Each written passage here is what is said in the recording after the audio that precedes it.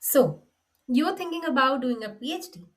That means you've seen the glossy version, no? The one with academic gowns, groundbreaking discoveries, the photos, the conferences, the doctor in front of someone's name, the idea of being a professor one day.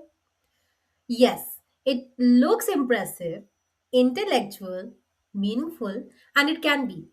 But let me tell you today the version people don't put on university websites. Because if you are going to do a PhD, you deserve the honest version and not only the brochure. A PhD can be one of the most isolating, mentally demanding journeys you will ever take. And it's not because you're weak or not you're not smart, but because the system is built the way it is. So, knowing what you're walking into, that's powerful. So, in this video, I'm going to talk about the five harsh truths about doing a PhD that no one tells you. Number one, your supervisor is not Gandalf. So, most students start their PhD expecting a wise, all knowing mentor, someone who will shape your ideas, protect your time, guide every step, open every door. But here's what actually happens: your supervisor is usually brilliant in their field, under pressure to publish, chasing grant fundings, managing administrative work, dealing with office politics, supervising multiple students. And to be honest, most of them received zero formal training in how to mentor. So they are experts in research, but they are not necessarily trained managers. Well, I've seen a lot of fuss around supervisors, but that doesn't make them bad people. It just means you cannot expect one person to be your entire support system. Then how should you look for support? So, what I see is the most strategic PhD students and the one who thrive well build a personal advisory board. So, find someone who can guide you on methods, someone, a peer or a friend who understand your daily struggles. Maybe look for a mentor outside your academe and one friend who reminds you that you are more than just your thesis. So if you rely on one person for everything, you will feel unsupported. But if you build a network, you become resilient. Moving on to the second topic that I would talk about, which is the side quest works. So when you're signing up to do research, you think that you will be just doing research, but what you actually sign up for includes teaching, marking, administrative tasks, quick favors, conference organizing, random collaborations, maybe writing scripts, building websites, reviewing papers. Now, none of these are inherently bad, but there's some danger. They feel productive, they feel academic, they feel important, and suddenly 3 years have passed, and your thesis, unfortunately, is still half written. Now, once one of my students said yes to writing a small script, and that script turned into a multi year side project that had nothing to do with their thesis. See, this is how people drift. So before saying yes to anything, ask yourself one ruthless question, which is: does this move my thesis or my future career forward? And if you don't have a clear answer, your response to that task should probably be a straight no. Because your time is going to be the most valuable resource that you have during a PhD, and you must protect it like funding. Another important point that I want to talk about in this video is about mental health.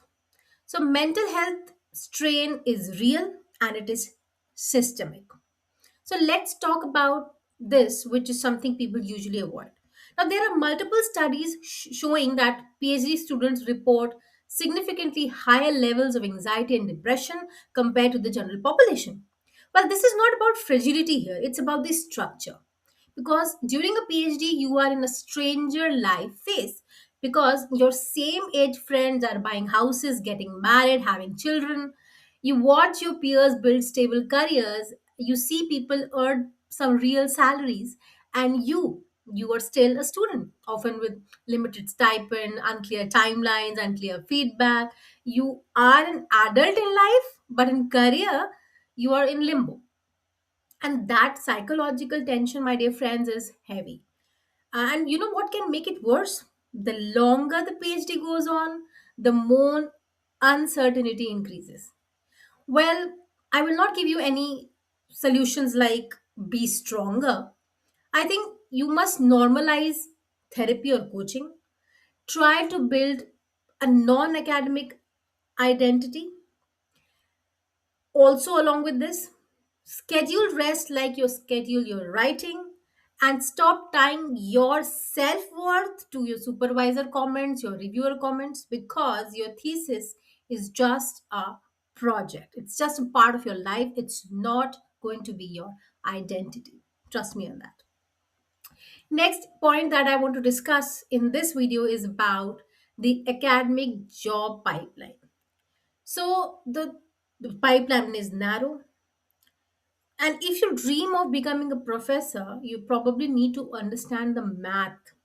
See, universities produce far more PhDs than there are permanent academic positions. So, for every group graduating, only a fraction of them secure tenure track roles. Well, that doesn't mean that don't do a PhD. It just means that do not drift, from day one. Have clarity about what you want to do after it. So do you aim for academia, or whether you want to go for industry or some policy roles or entrepreneurship? Because the skills that you will build, they would be different for each of them. So for example, if you want to follow academia, publications, grants, visibility, networking, presentations, conferences, they matter. But precisely if industry is your goal, here try to go for communication, applied impacts, all of this matter more. So if you don't choose intentionally, you risk getting stuck in what people call the postdoc treadmill. Years pass, contracts renew, stability never arrives, and clarity that you get early, it reduces regret later. And now we come to the final truth that I want to talk to you about, which is failure. Failure is not an exception, it is the core mechanism of a PhD, and usually high achievers enter PhD. People who were toppers in their class, people who rarely failed. And when you do a PhD, suddenly you see experiments don't work, data collapses, hypothesis fails, papers get rejected, grants get rejected, reviewers misunderstand you, and then you become someone who is failing at everything. So, a person who has done well all through academically, this can shake their identity. And people start questioning themselves. Maybe I'm not smart enough for a PhD, and they just quit. But my dear friends, research is built on things not working. So if everything worked smoothly, it wouldn't be new knowledge, isn't it? The skill you build during a PhD is not just research, it's also resilience. So you must learn to detach your self worth from the outcomes. You must learn to pivot without falling apart. And this is the real growth that you will see yourself doing during this PhD course. Well, so coming to the question of, so should you even do a PhD? Well, the video isn't meant to scare you, but I want to just remove the illusions around the PhD. So a PhD can be transformational, it can be intellectually thrilling, it can be deeply fulfilling, but only if you walk in awake. So do not ask questions like, is it hard? Should I do a PhD? But if you know all of this and then you design your PhD intentionally instead of letting the system design it for you, you will thrive because you will be the most strategic student. And strategy begins with clarity. Thank you so much for watching this video. If you have any questions regarding PhD, drop me in the comments. Subscribe to my channel.